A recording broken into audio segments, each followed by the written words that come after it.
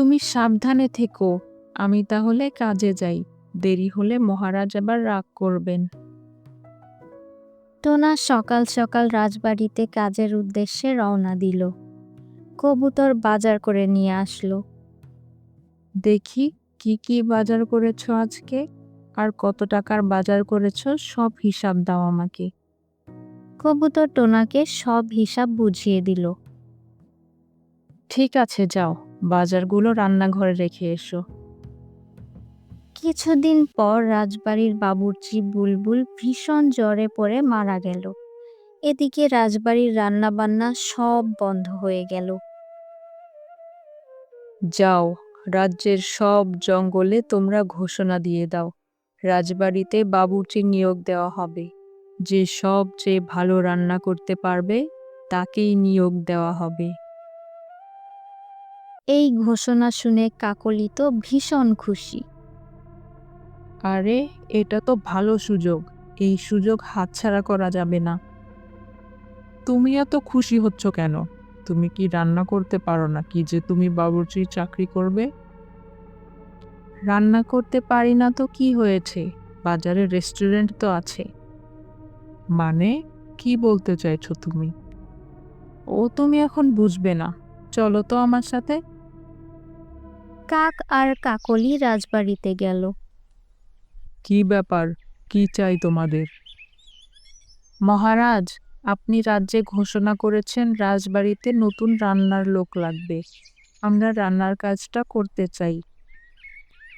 তা কি কি রান্না করতে পারো শুনি? পোলাও, মাংস, বিরিয়ানি, পায়েস সব রান্না করতে পারি। ঠিক আছে, আগে আমার জন্য একবেলার খাবার রান্না করো, তারপর ভেবে দেখব তোমাদের কাজে রাখবো কিনা। আমরা পরীক্ষা দিতে প্রস্তুত মহারাজ। কবুতর সিপাহী, ওদের রান্নাঘরটা দেখিয়ে দাও তো। কবুতর কাক আর কাকলিকে রান্নাঘরে নিয়ে গেল। এই যে, এটা হচ্ছে রান্নাঘর। এখানে সব রাখা আছে, তোমাদের যা যা লাগবে নিয়ে রান্না করো। ঠিক আছে, ঠিক আছে, তুমি এখন যেতে পারো। কবুতর চলে গেল। এখন কি করবে? রান্না তো করতেই পারো না। আরে কালু, তুমি এত বোকা! পাশের রেস্টুরেন্ট থেকে খাবার কিনে এনে মহারাজকে খাওয়াবো। যদি ধরা পড়ে যায় তাহলে কিন্তু গর্দান যাবে। আরে, এত চিন্তা করো না তো। যাও, তুমি খাবার কিনে আনো, বিরিয়ানি নিয়ে এসো। কালু খাবার কিনতে চলে গেল। একটু পর খাবার নিয়ে রান্নাঘরের জানালা দিয়ে ঢুকে পড়ল। কাকলি আর কালু খাবারটা সুন্দর করে সাজিয়ে মহারাজের কাছে নিয়ে গেল। দেখুন মহারাজ, আজ তো প্রথম দিন, তাই বিরিয়ানি রান্না করেছি। দাও, দেখি কেমন হয়েছে রান্না। মহারাজ খাওয়া শুরু করলো। বাহ বাহ, রান্না তো অনেক সুন্দর হয়েছে। আজ থেকে তোমাদের চাকরি কনফার্ম। পরের দিন কবুতর বাজার করে নিয়ে আসলো। দাও, আজকের বাজারের লিস্ট আর হিসাবগুলো দাও দেখি। এই নাও টোনা, দেখো সব ঠিক আছে কিনা। সব ঠিক আছে। আজকে তাহলে পোলাও, মাংস আর পায়েস রান্না করা হবে, তাই তো? হ্যাঁ টোনা, তুই ঠিকই বলেছ। চাই রান্নাঘরে বাজারগুলো দিয়ে আসি। কবুতর বাজার ব্যাগ নিয়ে রান্নাঘরে দিয়ে আসলো। দেখো তো আজকে কি কি বাজার করে এনেছে। না থাক, দেখতে হবে না। দাও, বাজার ব্যাগটা আমাকে দাও, আমি বাড়িতে রেখে আসি আর রেস্টুরেন্ট থেকে খাবার কিনে নিয়ে আসি। আচ্ছা বেশ, তাড়াতাড়ি এসো কিন্তু। এদিকে রাজার খাবার সময় হয়ে গেছে। রেস্টুরেন্ট থেকে আজকে বিরিয়ানি নিয়ে এসেছে। রাজার সামনে খাবার দেওয়া হলো। এ কি, আজকে তো পোলাও মাংস রান্না হওয়ার কথা ছিল, তাহলে বিরিয়ানি কেন? কবুতর, তুমি কি আজকে বাজার করে দাওনি? হ্যাঁ মহারাজ, আজকে আমি পোলাও মাংস রান্না করার জন্যই তো বাজার করে দিলাম। না মহারাজ, বাজার করার ব্যাগে আমি যা পেয়েছি তাই দিয়েই তো রান্না করেছি। কবুতর আজকে পোলাও মাংসের জন্য বাজার করে দেয়নি, মিথ্যে কথা বলছে। না না, কেন মিথ্যে কথা বলবো আমি? আমি সত্যি বলছি মহারাজ, আমি বাজার করেছিলাম। বিশ্বাস না হলে টোনাকে জিজ্ঞেস করুন। আমি টোনার কাছে সব হিসাব দিয়ে পরে রান্নাঘরে গিয়েছি বাজার ব্যাগটা দিতে। তুমি তাহলে কি বলতে চাইছো কবুতর? আমি কি বাজার চুরি করেছি নাকি আমি রান্না করে খেয়ে ফেলেছি? এখন তো মনে হচ্ছে সব বাজার করে তুমি তোমার বাড়িতে নিয়ে গেছো আর আমার নামে মিথ্যে নালিশ দিচ্ছ। কবুতর সত্যি বলছে মহারাজ, আমি নিজে বাজারের লিস্ট চেক করেছি, বাজার ব্যাগ চেক করে সব হিসাব মিলিয়েছি। বুঝতে পারছি না গন্ডগোলটা কোথায়। তোমরা সবাই মিলে আমাদের অপমান করছো। কি বলতে চাও আমরা চুরি করে সব বাজার আমাদের ঘরে নিয়ে গেছি? দেখুন মহারাজ, দেখুন, আমাকে অপবাদ দেওয়া হচ্ছে। আমি আর এখানে কাজ করব না, চলে যাচ্ছি। না না, তুমি যেতে পারবে না। তুমি চলে গেলে আমি আবার নতুন রাঁধুনি কোথায় খুঁজে পাবো? আর দোষ তো তোমার না, আমার তো মনে হচ্ছে দোষ কবুতরের। কবুতর ঠিক মতো বাজার করে দেয়নি। আমি আজকেই ওকে চাকরি থেকে বরখাস্ত করব। কবুতর, এখনই তুমি আমার সামনে থেকে চলে যাও, আর কখনো তুমি এই রাজবাড়িতে আসবে না। কবুতর মন খারাপ করে চলে গেল। মহারাজ, বলছিলাম যে বাজার করার লোক তো চলে গেল, তাহলে আমাকে যদি বাজার করার দায়িত্বটা দিতেন। হ্যাঁ, কথাটা তুমি মন্দ বলনি। আজ থেকে বাজার করার দায়িত্ব তোমার, আর রান্না করার দায়িত্ব কাকলির।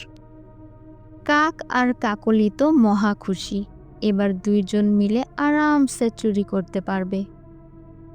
সন্ধ্যায় টোনা বাসায় ফিরে গেল। এই তোমার আসার সময় হলো, এত দেরি করলে কেন আজকে?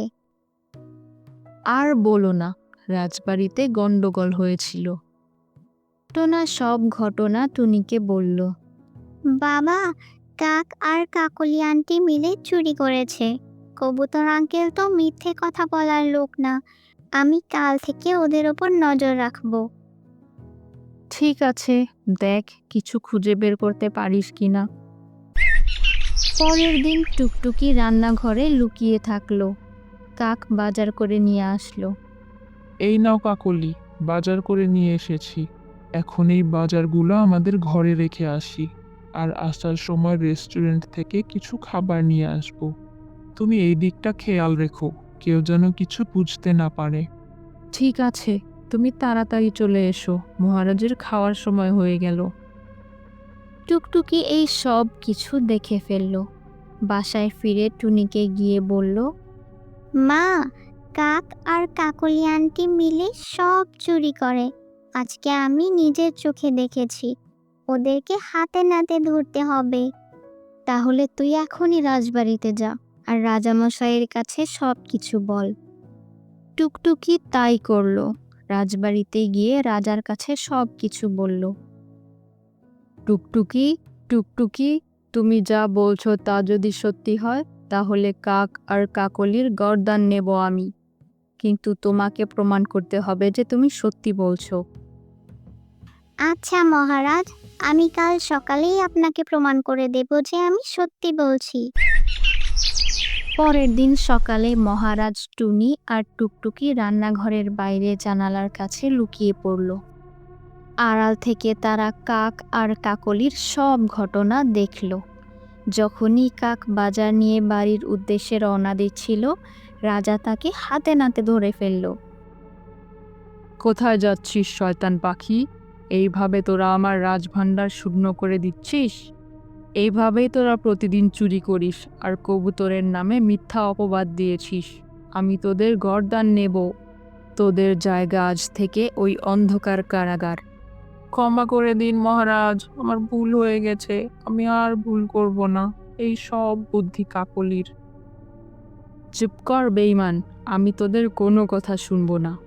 তোদের জন্য আমি কবুতরকে কাজ থেকে বের করে দিয়েছি, বেচারা নির্দোষ ছিল।